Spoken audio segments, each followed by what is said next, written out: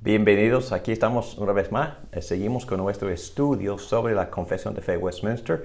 Hoy tocamos capítulo 21 que tiene que ver con la adoración. Vamos a orar, por favor. Gracias, Padre, por darnos otro día. Gracias porque tus misericordias nos están renovadas cada día. Gracias por tener misericordia sobre nosotros. Gracias por la salud. Gracias por esta oportunidad de estudiar tu palabra. Te pido que me guíes para que pueda presentar de manera correcta este material bíblico acerca de la adoración. Guíanos, por favor, por medio del Espíritu Santo, para que aún en esta clase estemos adorándote en espíritu y en verdad. En el nombre de Cristo Jesús, el mediador, te lo pedimos todo esto.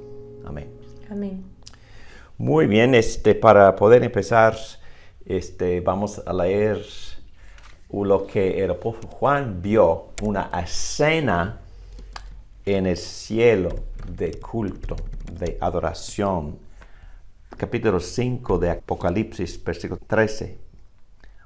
Y oí decir a toda cosa creada que está en el cielo, sobre la tierra, debajo de la tierra y en el mar, y a todas las cosas que en ellos hay, al que está sentado en el trono y al Cordero sea la alabanza, la honra, la gloria y el dominio por los siglos de los siglos.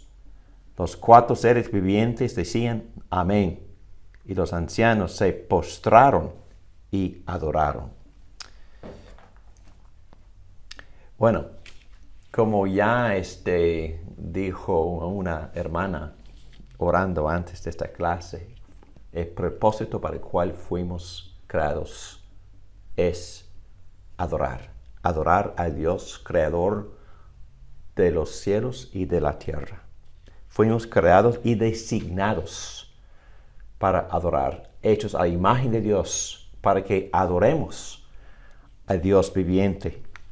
Pero ustedes saben que por el pecado nos desviamos de este propósito, por la naturaleza pecaminosa, pero cuando Dios nos redime, tocándonos, atrayéndonos por el Espíritu Santo, dándonos vida de arriba, vida espiritual, volvemos de nuevo a adorar, porque el Espíritu Santo nos da el querer, el anhelo, pero también la fuerza, el poder y el contenido por la palabra de Dios para adorar a Dios.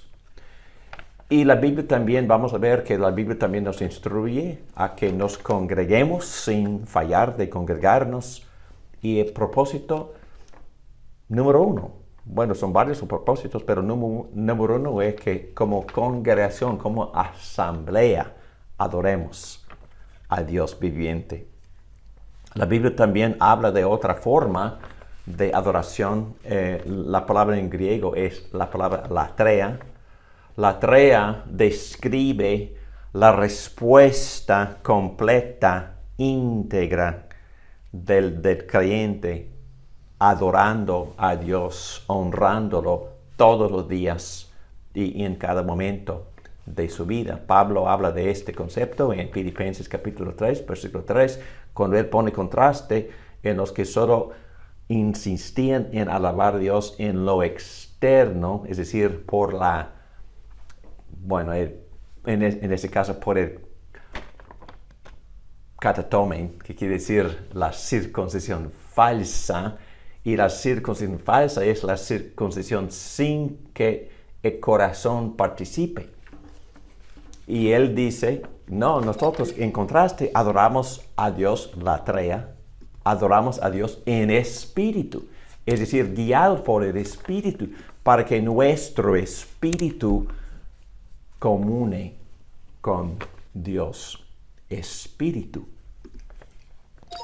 En esta clase hablamos de los principios de adoración. Vamos a estar hablando del objeto de la adoración. Vamos a hablar del lugar y la expresión de la oración en el culto de adoración. Vamos a estar hablando de la necesidad o de la falta de necesidad de orar en un lugar específico. Y así vamos a tocar varios elementos de la adoración y al final vamos a meditar un poquito lo que significa el sábado, o es decir, el sábado, el día del Señor, como el apóstol Juan lo expresa en Apocalipsis capítulo 1, versículo 10. Muy bien, tocando los principios, no hay otro párrafo que exprese mejor los principios de la adoración, mejor que Juan 4, Jesús conversando con la samaritana al lado del pozo. Jesús le dijo: mujer, cree lo que te digo. La hora viene cuando ni en este monte ni en Jerusalén adorarán ustedes al Padre. Ustedes adoran lo que no conocen. Palabra clave, conocer. Nosotros adoramos lo que conocemos, porque la salvación viene de los judíos. Pero la hora viene, y ahora es, cuando los verdaderos adoradores adorarán al Padre en espíritu y en verdad. Frase clave: adoramos a Dios, al Padre en espíritu, espíritu a espíritu, corazón a corazón y en verdad. Es decir, conforme a la verdad de Dios, como Él se ha revelado en su palabra. Porque ciertamente a los tales el Padre busca que lo adoren. Dios es espíritu, y los que lo adoran deben adorar en espíritu, desde corazón, espíritu a espíritu, y en verdad, conforme a la palabra de Dios. La mujer le dijo: sé que el Mesías viene, el que es llamado Cristo. Cuando Él venga, los declarará todo. Jesús le dijo: yo soy el que habla contigo. Bueno, aprendemos por este capítulo 21 en el catecismo, en la Confesión de Fe Westminster, y espero que ustedes lean este capítulo porque vamos a ir rápido tocando livianamente varios principios, pero por el resumen de este capítulo entendemos que el culto de adoración es instituido por Dios, es la idea de Dios. Como ya hemos dicho, fuimos creados para adorar a Dios, y Dios prescribe en su palabra que lo adoremos en la asamblea, en el cuerpo, en grupo, por supuesto en privado, pero también la Biblia prescribe la asamblea, y por eso es importantísimo que vayamos a la iglesia y que vamos muy regularmente, muy a menudo, para alabar a Dios en asamblea, como lo vamos a estar haciendo eternamente. Lo que Dios instituyó, también Dios pone límites, y vamos a estudiar eso un poco más profundo. Dios también prescribe. Entonces Dios mismo, Dios se conoce y Dios quiere que nosotros lo adoremos así como Él es. Entonces Él mismo prescribe los elementos que nosotros debemos de incluir en el culto, en la asamblea. Y también este principio, que se llama principio regulativo, también fue debatido en el siglo XVI. Algunos decían, bueno, lo que Dios ha ordenado es legítimo.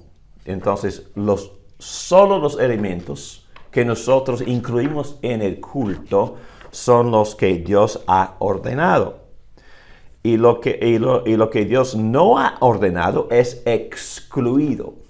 Entonces otros tomaron otra posición diciendo que lo que Dios no ha excluido está bien, es permitido en el culto, pero los reformadores llegaron a la conclusión que no, lo que Dios ha ordenado es legítimo, lo que Dios no ha ordenado es excluido.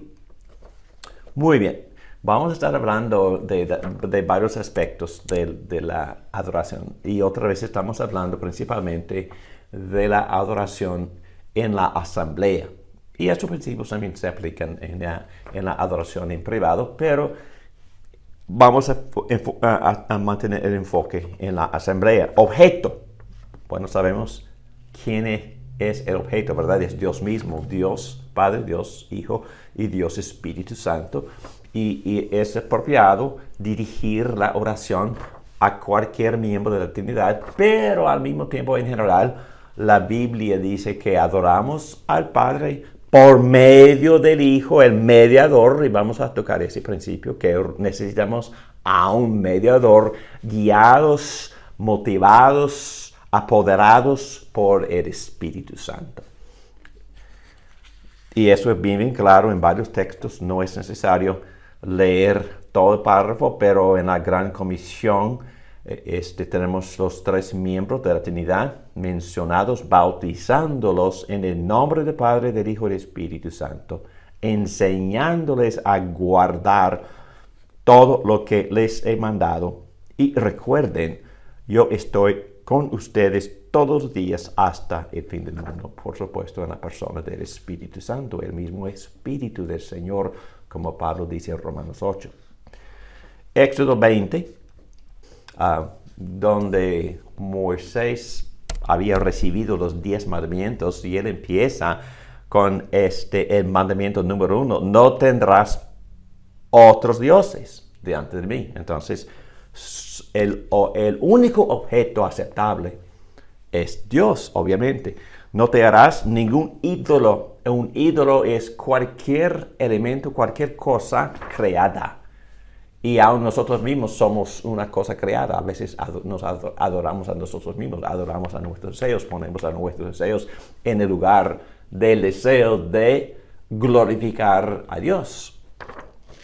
Ni semejanza alguna de lo que está arriba en el cielo, ni abajo en la tierra, ni en las aguas debajo de la tierra. No los adorarás, ni los servirás, porque yo, el Señor, tu Dios, soy Dios celoso, que castigo la iniquidad de los padres sobre los hijos hasta la tercera y cuarta generación de los que me aborrecen, y muestro misericordia a millares, a los que me aman y guardan mis mandamientos. Entonces eso es bien claro, que solo adoramos a Dios y no adoramos a ninguna cosa creada.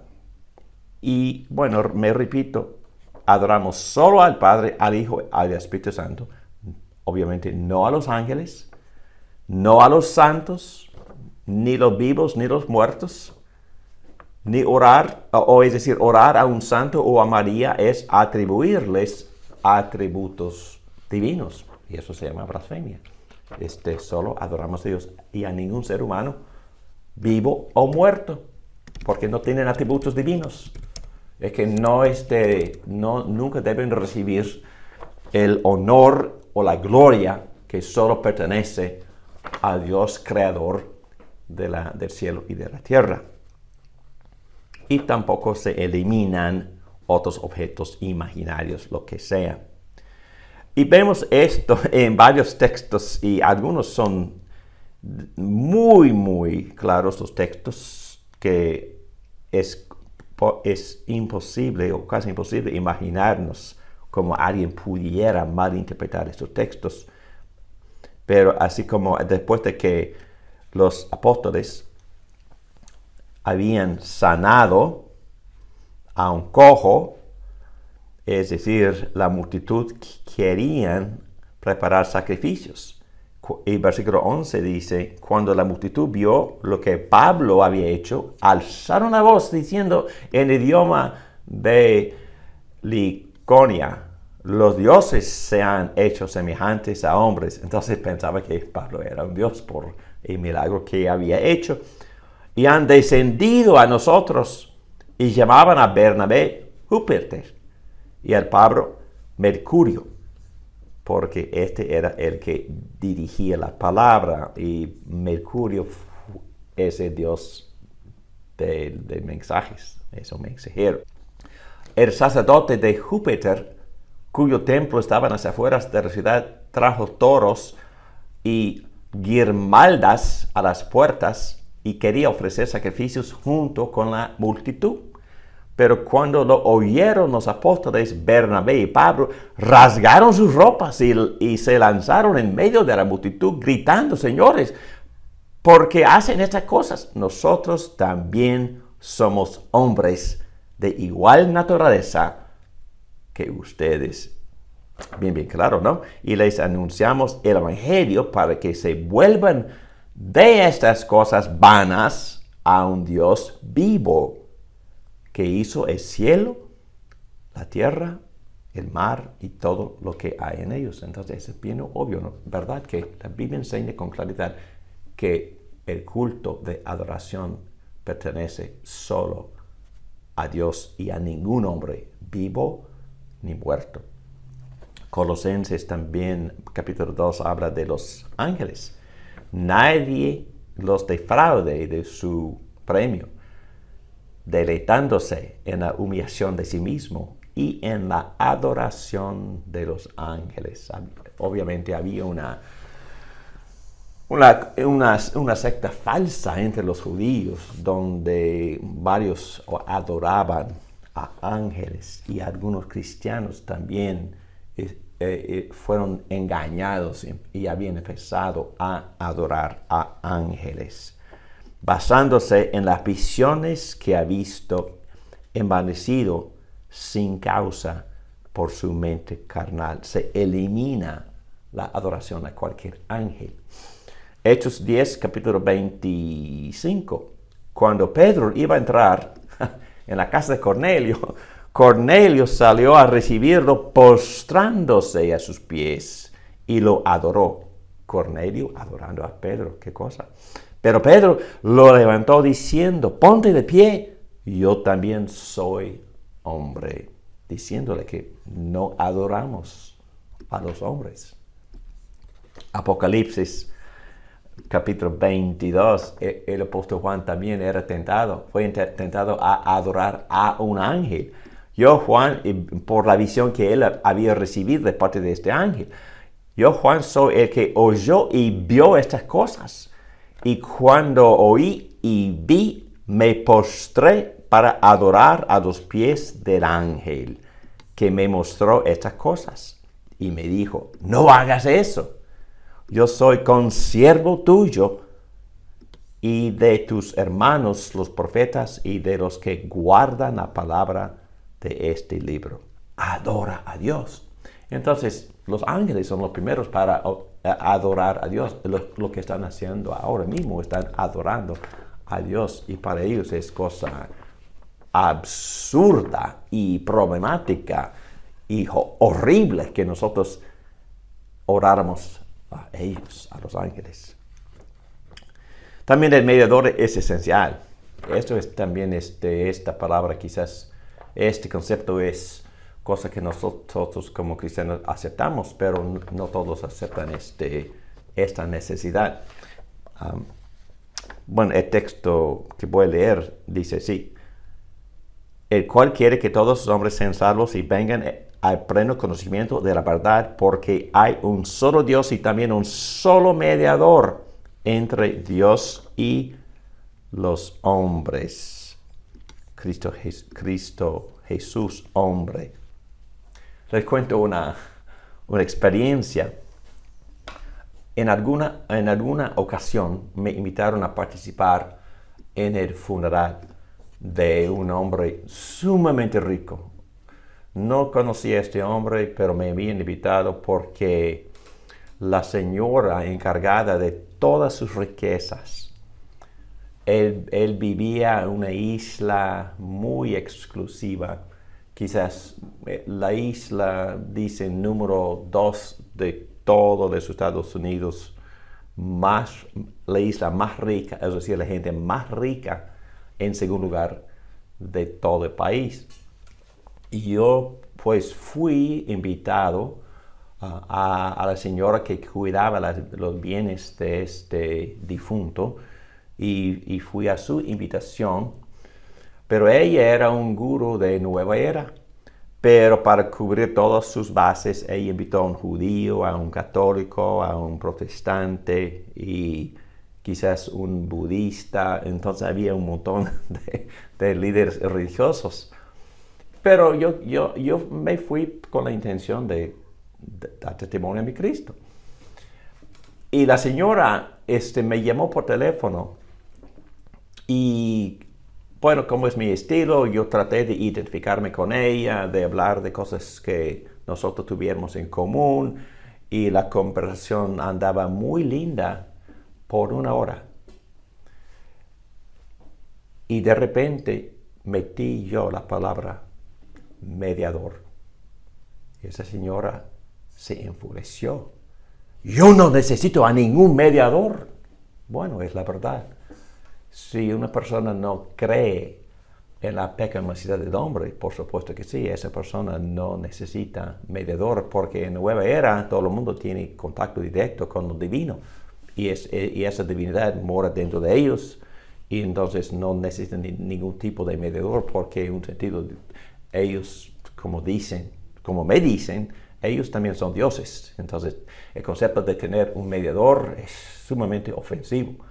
Pero hermanos, debido a que somos pecadores, la mediación del sacrificio y la intercesión eternamente de Cristo son esenciales para nuestra reconciliación con Dios.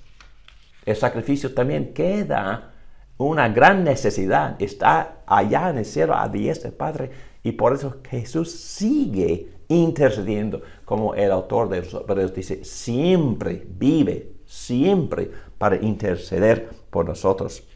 Y en contraste, las religiones que no reconocen la naturaleza pecaminosa del ser humano no consideran necesaria la figura de un mediador.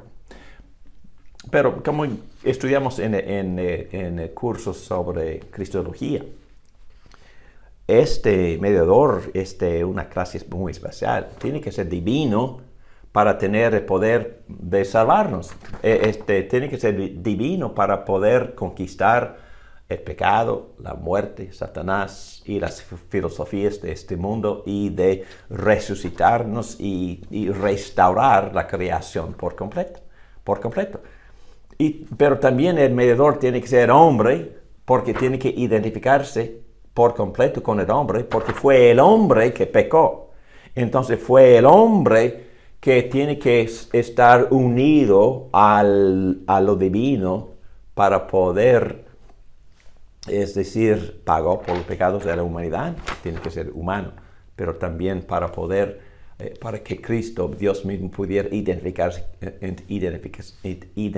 con nosotros, tiene que llegar a ser hombre. Entonces es esencial que el mediador sea divino, poderoso, y también el hombre, para poder identificarse con el hombre. Bueno, vamos a hablar un poco de la oración en el culto. Quizás suena una cosa bastante sencilla, pero vamos a ver. Los apóstoles mandaron que la oración se hiciera en las iglesias y en todo lugar. Muchos textos enseñan esto. 1 Timoteo 2:8. Por tanto, quiero que en todo lugar los hombres oren levantando manos santas, sin ira, sin discusiones. Efesios 6:18. Con toda oración y súplica oren en todo tiempo en el Espíritu, y así velen con toda perseverancia y súplica por todos los santos. Vamos a volver a tocar esa frase, por todos los santos. Bueno, hay que orar en el nombre de Jesús, Colosenses 3:17, y todo lo que hagan de palabra o de hecho, háganlo todo en el nombre del Señor Jesús, dando gracias por medio de Él a Dios el Padre, en el nombre de Jesús, y por la ayuda del Espíritu Santo. Bueno, ya hemos tocado estos textos en otras clases, pero vale la pena repetirlos. Efesios 2:18, porque por medio de Cristo, los unos y los otros tenemos nuestra entrada al Padre en un mismo Espíritu. Entonces, el Espíritu tiene su obra, tiene su papel Y en ese caso tiene un rol, un papel en interceder porque Él nos lleva, nos da el querer y hacer para que oremos. Y más claro es Romanos 8, versículo 26. De la misma manera, también el Espíritu nos ayuda en nuestra debilidad, y en ese caso nos ayuda a orar. No sabemos orar como debiéramos, y es la verdad. No sé de ustedes, pero para mí la disciplina en medio de gracia más difícil para hacer correctamente bien y efectivamente es la oración. No sabemos orar como debiéramos, pero que bueno, el Espíritu mismo intercede por nosotros con gemidos indecibles. Número 1, el Espíritu intercede por nosotros. Aquel que escudriña los corazones sabe cuál es el sentir del Espíritu, por supuesto Dios mismo, porque Él intercede por los santos conforme a la voluntad de Dios. Bueno, dos cosas. El Espíritu Santo nos ayuda a orar, nos lleva en oración, nos estimula, nos guía, etcétera, etcétera. Pero también intercede, ora por nosotros. Qué bueno, ¿no? Porque a veces nuestras oraciones no tienen sentido o no son conformes a la voluntad de Dios o no son conformes a lo que Dios se ha revelado con claridad en su palabra, y por eso el Espíritu Santo va intercediendo por nosotros y ayudándonos a orar correctamente bien conforme a la voluntad de Dios. Qué bueno, gracias al Espíritu Santo.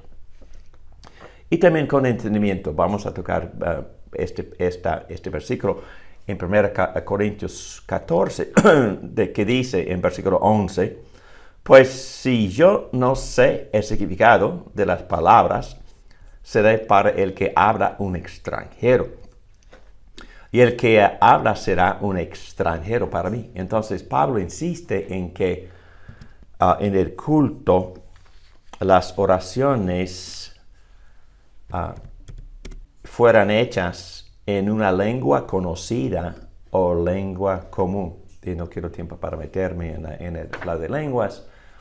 Pero si una persona en aquel entonces insistía en orar en lenguas, Pablo insistió en que hubiera un intérprete o la persona misma interpretara su oración. Y voy a leer todo el texto. Así también ustedes, a menos de que con la boca pronuncien palabras inteligibles, ¿cómo se sabrá lo que dicen? Pues hablarán al aire. Hay quizás muchas variedades de idiomas en el mundo y ninguno carece de significado. Pues si yo no sé el significado de las palabras, seré para el que habla un extranjero, y el que habla será un extranjero para mí. Así también ustedes, puesto que anhelan dones espirituales, procuren abundar en ellos para la edificación de la iglesia. Por tanto, el que habla en lenguas, pida en oración para que pueda interpretar. Porque si yo oro en lenguas, mi espíritu ora, pero mi entendimiento queda sin fruto, y la persona que oye también no beneficia. Es decir, Pablo deseaba que las oraciones fueran comprensibles para todos, especialmente para los nuevos asistentes al culto.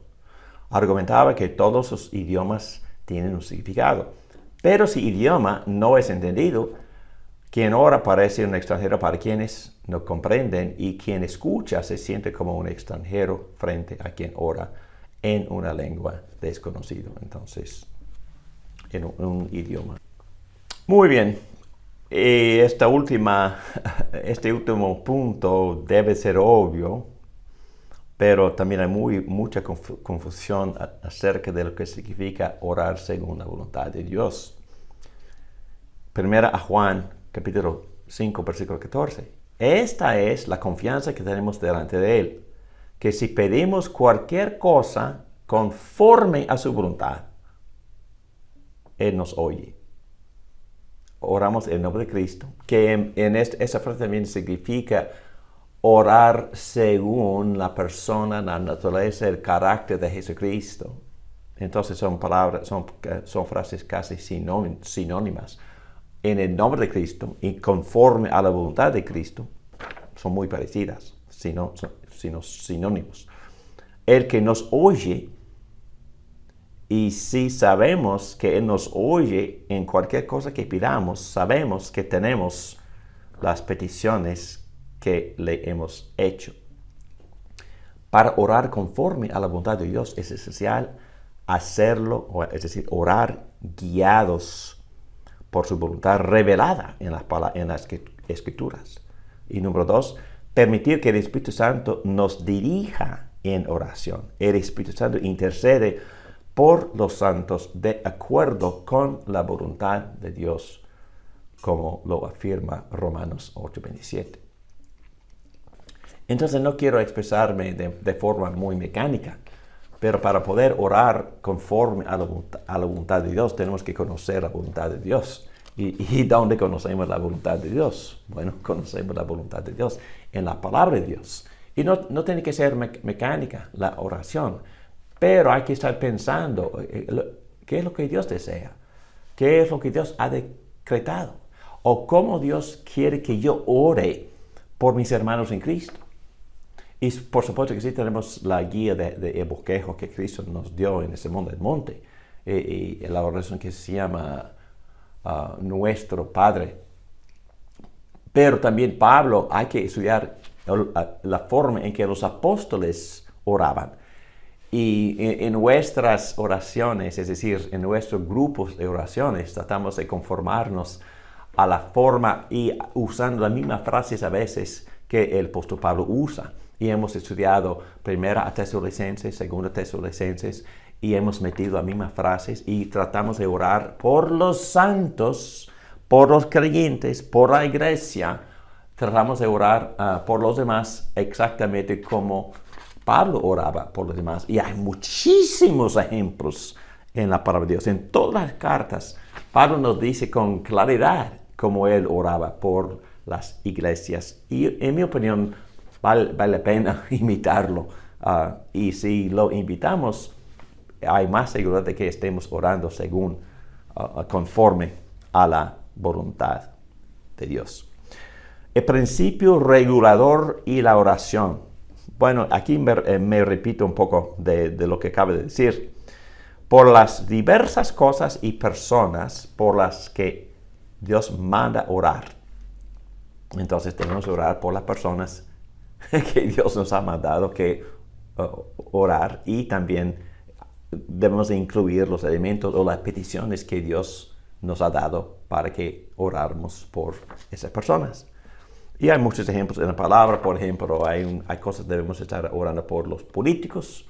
Hay cosas que debemos estar orando por la iglesia. Y también hay cosas que debemos estar orando por la sociedad en general. Pero ahí vamos.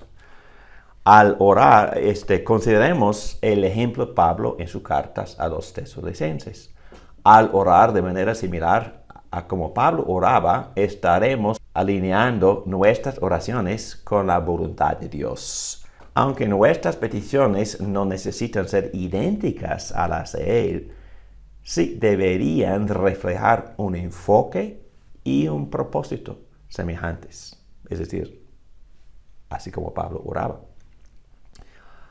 Entonces, número 1, en este principio regulador, tratando de orar conforme a la voluntad de Dios, nuestras oraciones deben incluir a personas vivas o por nacer. Amén.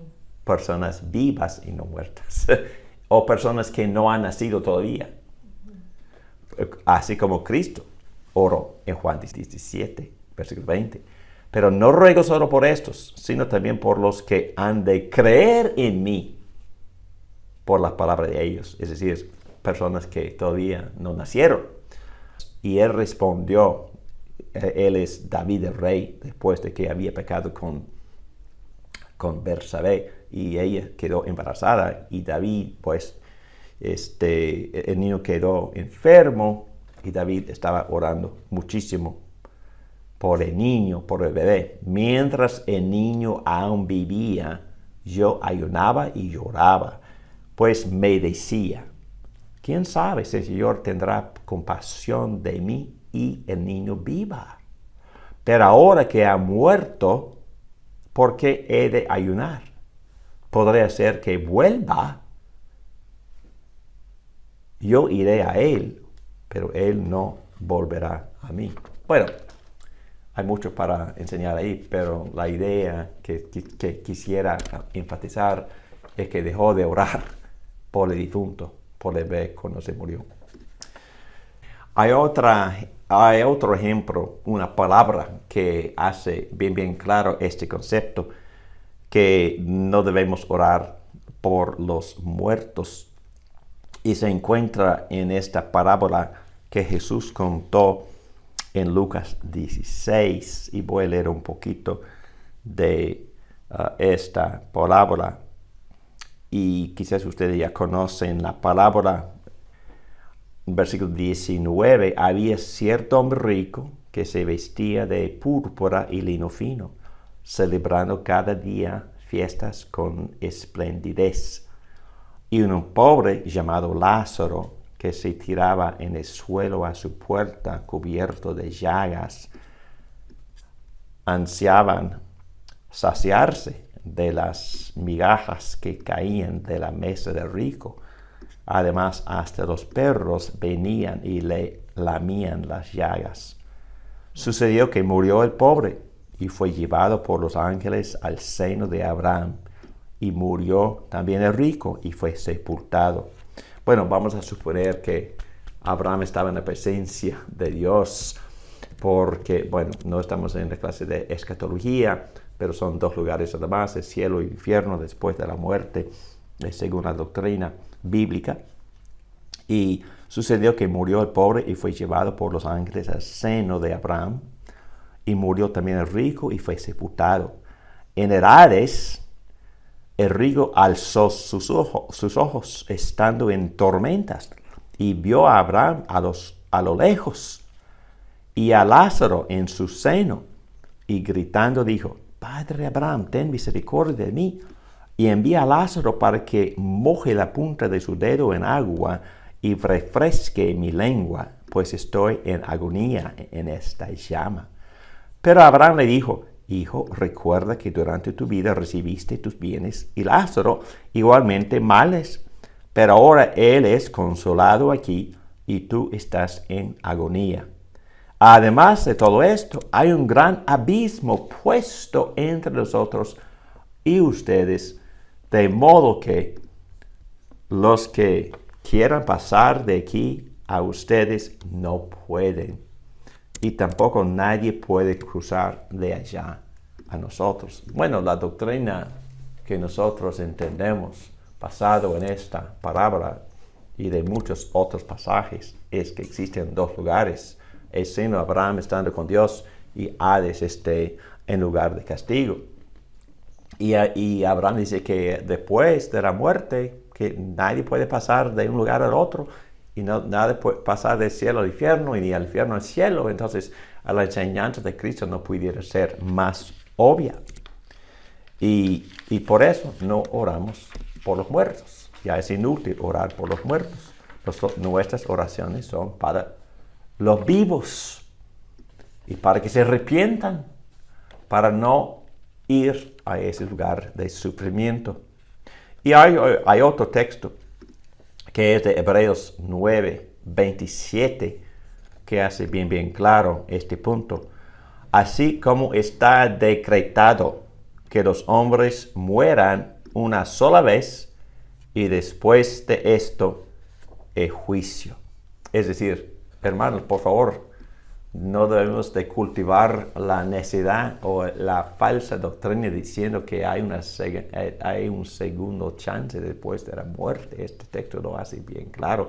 Después de la muerte, juicio. Entonces tenemos que lidiar con Dios ahora mismo. Tenemos que arrepentirnos ahora mismo. Tenemos que confiar en Cristo ahora mismo, en esta vida. Esta vida nos da la oportunidad. Y es inútil orar por los que ya se murieron. Número 3. Los apóstoles nos enseñan a orar. Ellos nos enseñan a orar para que Dios derrame todos los aspectos de su gracia sobre los creyentes, como se refleja consistentemente en las cartas apostólicas. respecto a los no creyentes, no es correcto pedir a Dios que los perdone sin que haya un arrepentimiento genuino. En su lugar, oramos para que Dios los visite con su gracia salvadora, conforme a su voluntad. Jesucristo nos mostró cómo interceder por quienes aún no han creído en Juan 17:20. Además, basándonos en la promesa de pacto, también oramos por la salvación de nuestros hijos y de nuestras generaciones futuras, como lo señala.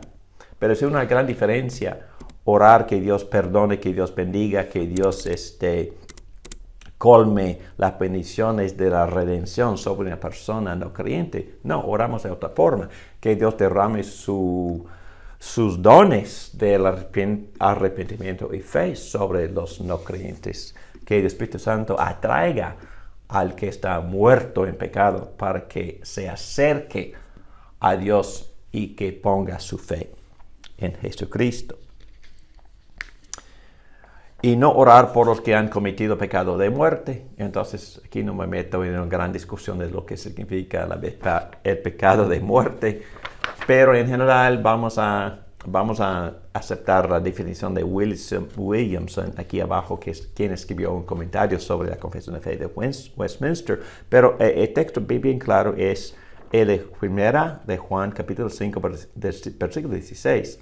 Si alguien ve a su hermano cometiendo un pecado que no lleva a la muerte, pedirá, y por él Dios dará vida a los que cometen pecado que no lleva a la muerte.